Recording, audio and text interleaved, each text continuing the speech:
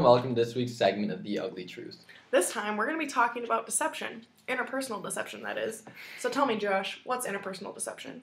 Well, from a study that David Buehler and Judy Burgoon did a while ago, they figured out that interpersonal deception is when people get put into situations where they find that they have to use statements that are less than true to keep from hurting someone's feelings, to avoid conflict, or to speed up or slow down a relationship. So that gives us three options, doesn't it? 1, we can outright lie.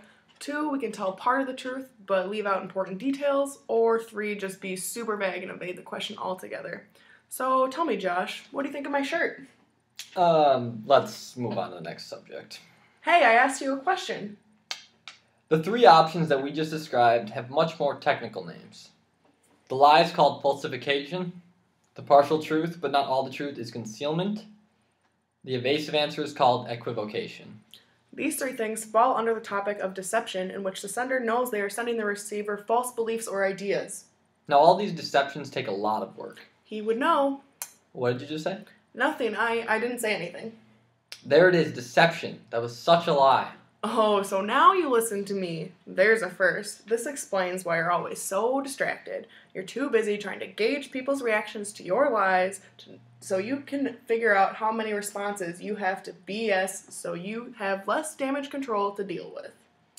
Oh, what a tangled web we weave when first we practice to deceive. I'm sure Sir Walter Scott would be so proud. Are we done yet? No. Back to what we were discussing, though. There are several different languages when you are deceiving someone. Uncertainty and vagueness, non-immediacy, reticence and withdrawal, disassociation, image and relationship protecting behavior. There. Can we be done now? No. You have a date tonight, don't you? No, I just have a meeting with my professor. It's holiday break. Why are you meeting with your professor? I just have some events to go to, okay? What is the name of this event? None of your business. Well, you see, as your coworker, it is my business. I need to know if you're going on a date with some freakish guy who's going to steal your clothes out of your closet again. That never happened. Oh, but it could.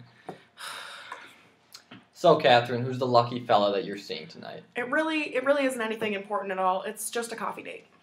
Now that Catherine has demonstrated the habits of someone that is being deceiving, we can move on to the conclusion topic. The truth will come out. Maybe. My good friend Freud had a saying about truth coming out. Of course you would claim to be friends with Freud of all people. He said, if his lips are silent, he chatters with his fingertips. Betrayal oozes out of him at every pore. Burgoon and Buehler agreed with this because they found out that a person who is being deceptive often displays physical indications of lying or hiding the truth. A deceiver's attempt to control information can be an indicator because it comes across as slick. Also, lying can lead to physiological arousal, like a faster heart rate that a lie detector can pick up. There's also the felt emotions issue, where someone might feel guilty or anxious about telling a lie. Or they can feel a duping delight, which is often what I feel. You're kidding me, right? You're the worst liar ever. No, I'm so good at lying. That smile there is a dead giveaway. Remember that time you tried to tell me that you didn't steal my sandwich? No, I don't remember that. Point proven. Anyway, there are also cognitive costs from telling too many lies.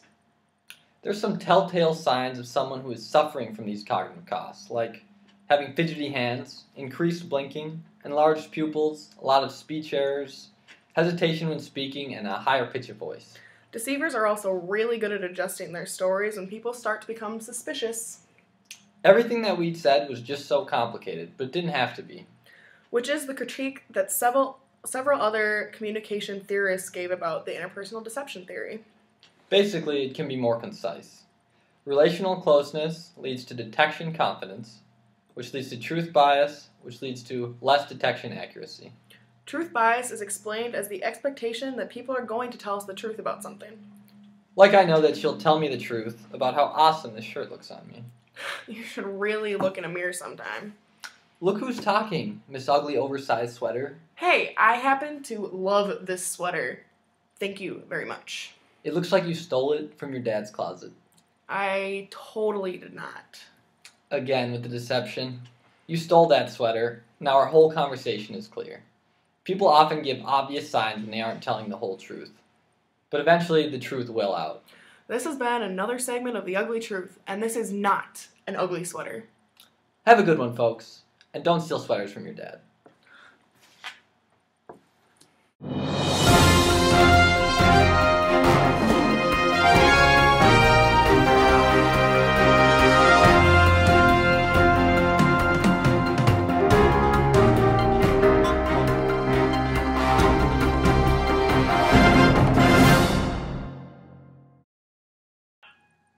Hello, and welcome to this. You cannot laugh. Hello. Hello. Hey, what's up? Hello.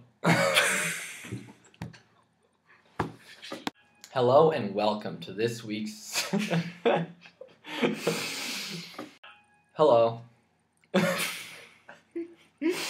Why? Hello.